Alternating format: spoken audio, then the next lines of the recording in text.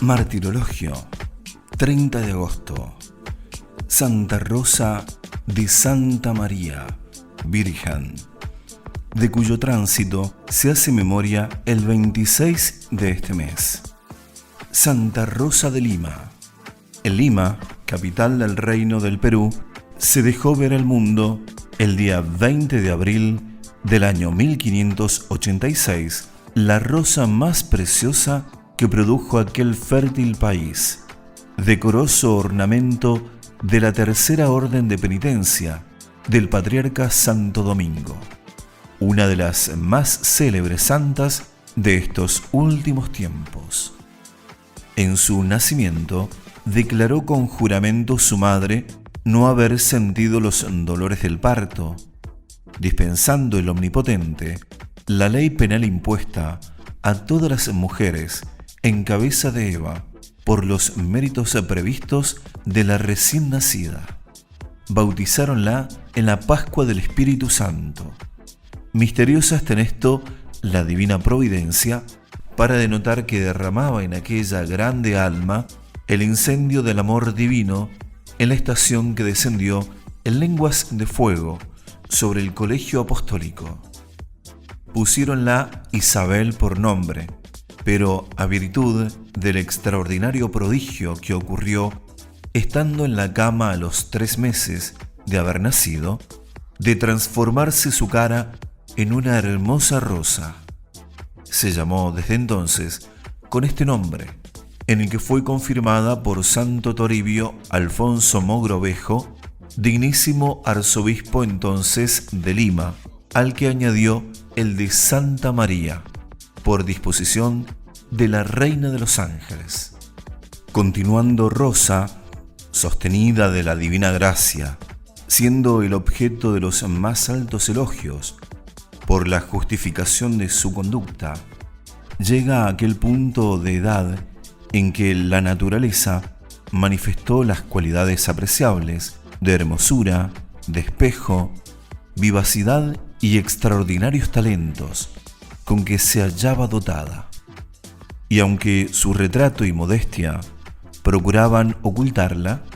y aún desfigurarla para no ser grata a los hombres, como eran públicas y notorias sus personales prendas, mucho más recomendables, con el adorno de su eminente virtud, se declararon varios pretendientes de su mano, conceptuándose feliz el que la lograse por esposa.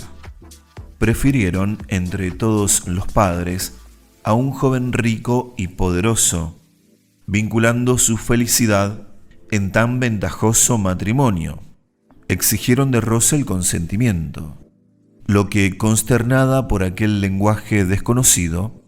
respondió sencillamente que ya tenía consagrada su virginidad a Jesucristo con voto. No se puede ponderar el sentimiento que concibieron los padres de una resolución tan inesperada, y así, en despique, sobre otras muchas injurias, ultrajes y malos tratamientos, la echaron a cuestas todo el peso de la casa, mandándola que hiciese los oficios más viles y penosos. Sufrió por algún tiempo aquella persecución, que sirvió únicamente para que más brillase su inalterable paciencia y admirable sufrimiento, hasta que, conociendo los padres que Dios es el autor de sus resoluciones, bien calificadas por sus acciones precedentes, no queriendo oponerse a la voluntad divina, la dejaron seguir en sus santas ideas. Fundaron por aquel tiempo en Lima doña María de Quiñones y Santo Toribio Alfonso Mogrovejo el monasterio de Santa Clara, y creyendo ambos que entre las primeras plantas que pudieran recomendar la religiosidad de aquella nueva casa sería sin duda Rosa, bien conocida por su eminente virtud. La ofrecieron todo lo necesario para que entrase en aquel convento, pero como la divina providencia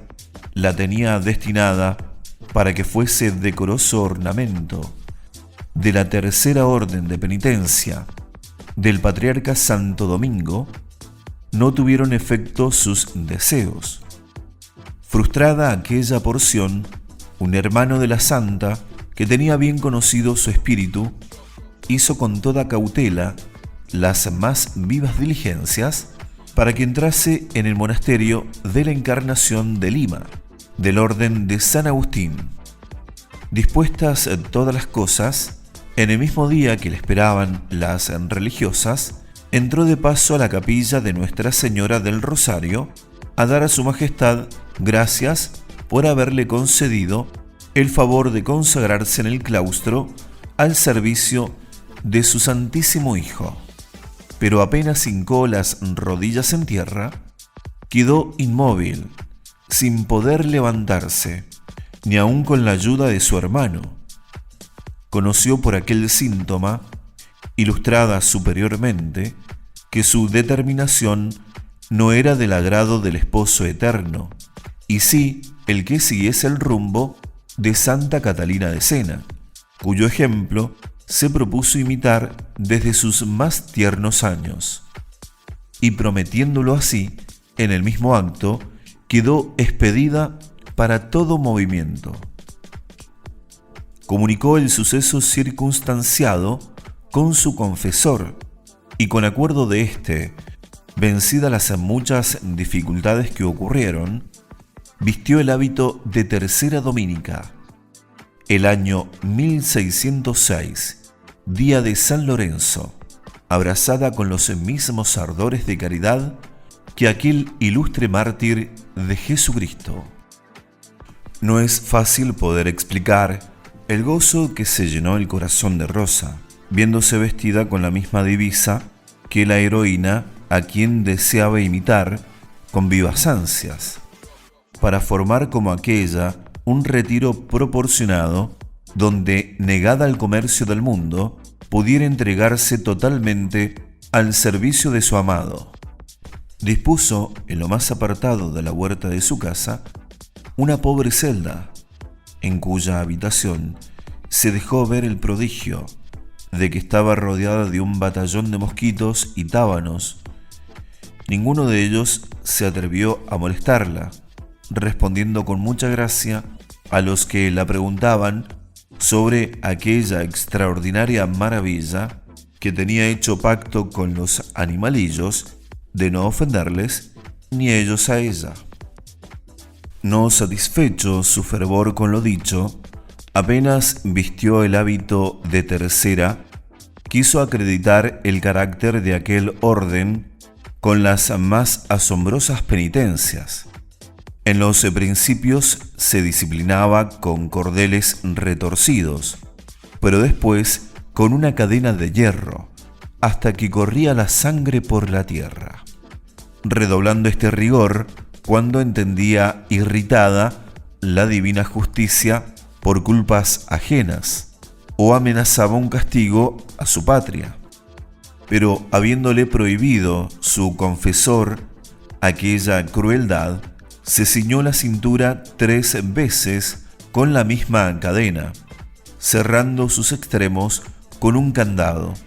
cuya llave arrojó para que no fuese fácil la apertura. Siguió con este martirio algún tiempo, hasta que, introducida en la carne la cadena, la puso en término de morir.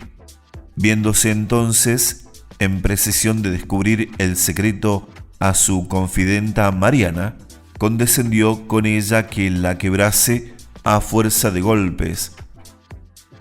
Bien que el Señor, para impedir una operación tan cruenta, hizo que saltase inopinadamente la chapilla, pero arrancándose con ella varias porciones de carne,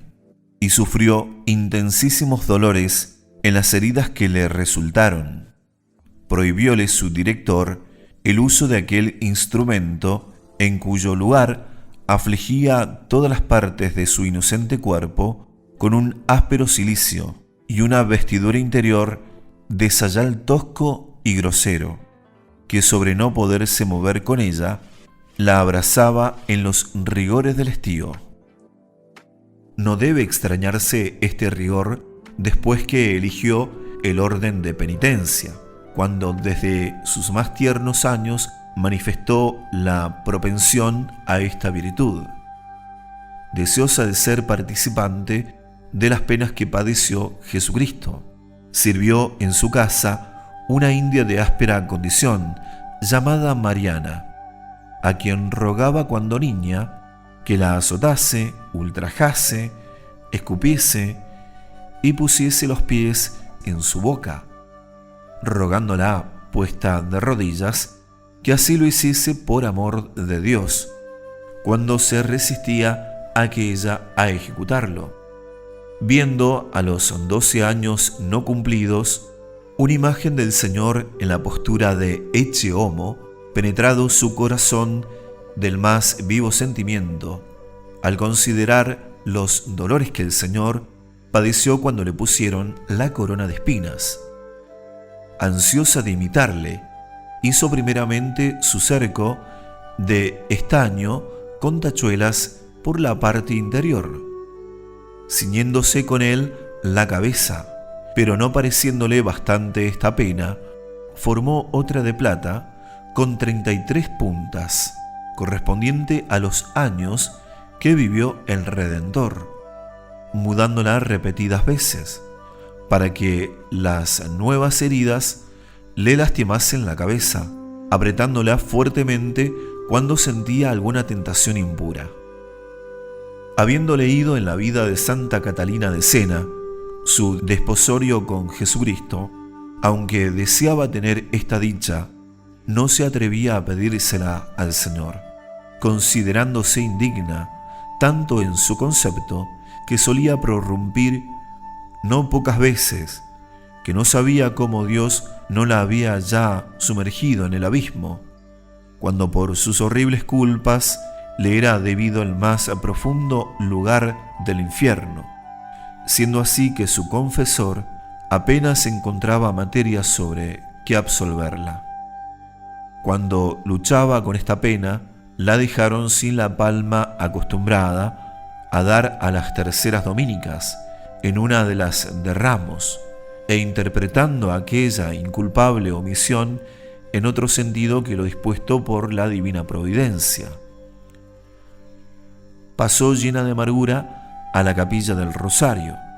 a desahogar su pena con la Reina de los Ángeles, que viéndola anegada en tan profundo sentimiento, intercedió con su Santísimo Hijo para que la consolase. Hízolo el Señor diciéndola: Rosa de mi corazón, yo te quiero por esposa. Hicieron en su corazón tan impresión estas dulces palabras, que cayó desmayada en tierra, luchando entre el amor y temor, sin atreverse a mirar la soberana majestad de su dueño, quien, confortándola con nuevas gracias, le entregó su anillo en señal de su desposorio, en el que hizo grabar Rosa el retrato del niño Jesús, con las impresiones dichas. Desde entonces creció la inseparable unión con su amado, en términos que pudo decir con el apóstol: ya no vivo en mí, sino en Jesucristo, acreditando con pruebas prácticas el incendio de amor en que se hallaba abrazado su pecho.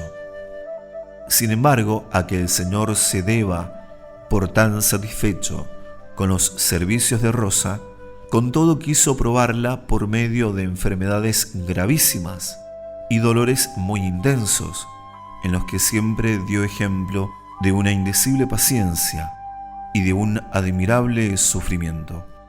Pero no fueron estas mortificaciones las que más dieron que padecer. Solicitaba a su esposo purificar todavía más aquella grande alma con el fuego de la tribulación, para aumentar por este camino muchos grados de sus merecimientos. Cesaron de repente los continuos favores con que el Señor la regalaba, tan olvidada de ellos, como si nunca los hubiera recibido. Hollase su espíritu poseído de una desolación, de una aridez y de una sequedad suma, de un disgusto total a todos los ejercicios de devoción, de un tedio insoportable a la oración, acometido de una sublevación general de las pasiones, que la combatían con ciertas tentaciones desconocidas de la castísima Virgen hasta entonces.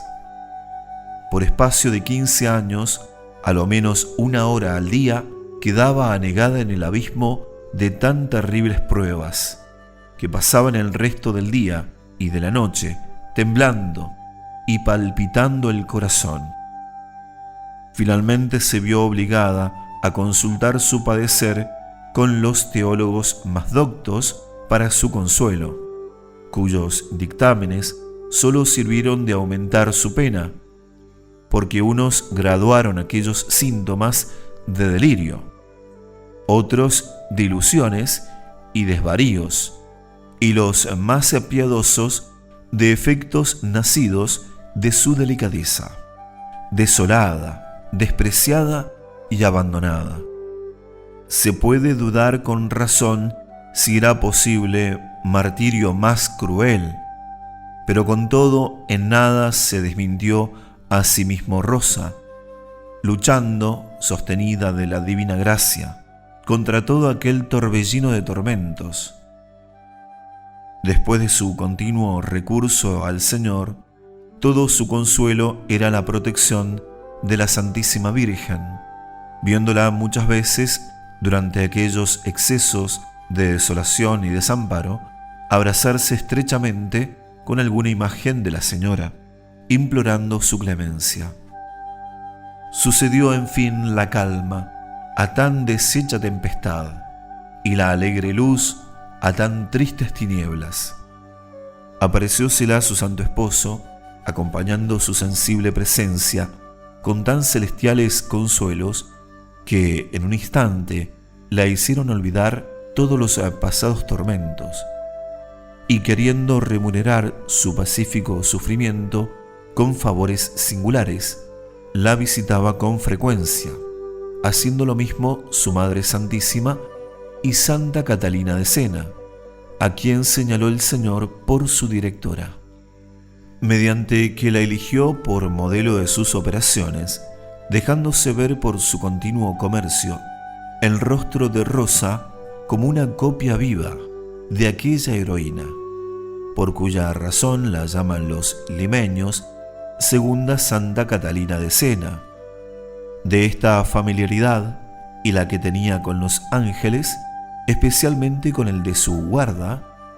a quienes despachaba con las expresiones más tiernas de afecto, para que las hiciese presentes a su esposo. Resultó abrazarse en las llamas del amor divino, de suerte que unas veces se desahogaba con profundos suspiros y otras con voces significativas de sus sufrimientos. ¿Cómo es posible?, decía muchas veces, Dios y Señor mío, que haya quien deje de amarte, cuando yo, mi buen Jesús, comenzaré a hacerlo como mereces. ¡Ay de mí, que lejos estoy de aquel amor perfecto e íntimo que te debo, pues aún no he aprendido a amarte como conviene! No sé cómo no me avergüenzo de mi tibieza. ¿De qué me sirve el corazón que tengo? ¿Para qué lo quiero? Si hasta ahora no se ha deshecho de puro amarte. A estas expresiones eran consiguientes sus deliquios y admirables éxtasis, en los que no pocas veces despedía su cara rayos encendidos de fuego, indicios nada equívocos del volcán que ardía en su pecho. Gustaba Rosa, sosegada y plácidamente, aquellas espirituales dulzuras que con más anticipados destellos de las delicias del cielo, en la soledad de su retiro, sin dejarse apenas más que en el templo y al pie de los altares, pero habiéndole dado a entender el Señor que la caridad podía extenderse a favorecer al prójimo, la ejercitó de tal suerte con todo género de pobres y necesitados, que hubiera agotado seguramente los fondos que encontraba de personas devotas para socorrerlas, a no haber suplido Dios con milagros su asistencia. Al paso que era su caridad inmensa, era también excesivo su celo por la salvación de las almas, siendo pocos los miserables a quien no convirtiese, al mismo tiempo que los socorría, aplicando, para que el Señor le concediese su gracia, fervorosas oraciones y rigurosas penitencias, cuyos sufragios no omitía en alivio de las almas del purgatorio. Debilitada la salud de Rosa al rigor de sus grandes penitencias y prolijas enfermedades, se dignó el Señor manifestarle el día de su muerte, y fue tan excesiva la alegría que la causó esta noticia, y tan vehemente los gozosos ímpetus que sintió su corazón, que no pudo disimularlo. Acercándose el tiempo de su disolución, le reveló su esposo padecería los dolores más intensos, por última prueba de su invicta paciencia. Con este aviso, 3 días antes de su última enfermedad, pasó a la capilla del Rosario a pedir a la Santísima Virgen la favoreciese con su asistencia para beber aquel cáliz de amargura. Cayó en efecto el primer día de agosto en un abismo de dolores, tales que, a pesar de su grande sufrimiento, prorrumpió a la medianoche en clamores lastimosos. Ocurrieron los domésticos y la hallaron tendida en el suelo, en término que sólo la palpitación del pecho y la respiración apresurada daban testimonio de que permanecía en ella el calor vital. Acudieron los facultativos y, atendiendo a los síntomas de la extraordinaria enfermedad, depusieron que la complicación de aquellos accidentes era superior a cuanto podía sufrir las fuerzas humanas. Continuó Rosa con aquellos vivos dolores e inexplicables amarguras, más sensibles que la misma muerte, hasta el día de San Bartolomé, en que profetizó su tránsito, sin que le oyesen otras expresiones que las de su conformidad con la voluntad divina. Recibió los últimos sacramentos con la devoción y ternura propia de su espíritu, y transportada en dulces éxtasis, consumida aquella bienaventurada víctima a violencia del incendio del amor del esposo eterno, rindió su espíritu en manos del Criador el día 24 de agosto del año 1617. La fama de santidad con que murió Rosa y la multitud de milagros que se dignaba el Señor obrar cada día por su intercesión, movió a todo el reino del Perú, a la religión de Santo Domingo, al rey católico, a que suplicasen a la Santa Sede, defiriesen a su beatificación y canonización. Dispensó la santidad de Alejandro VII el decreto de Urbano VIII, sobre que no se tratase este asunto de algún siervo de Dios hasta que no pasasen 50 años después de su muerte.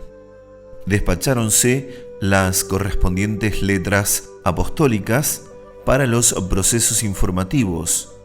y resultando plenamente justificados por una multitud de testigos el heroísmo de sus virtudes y notorios milagros en vida y después de muerte, la beatificó el Papa Clemente VIII por su decreto el 12 de febrero de 1648 y por otro de 2 de enero del año siguiente. La declaró patrona de la capital de Lima y de todo el Perú, pero continuando las instancias por su canonización, la hizo con la solemnidad acostumbrada Clemente X el 12 de abril de 1671.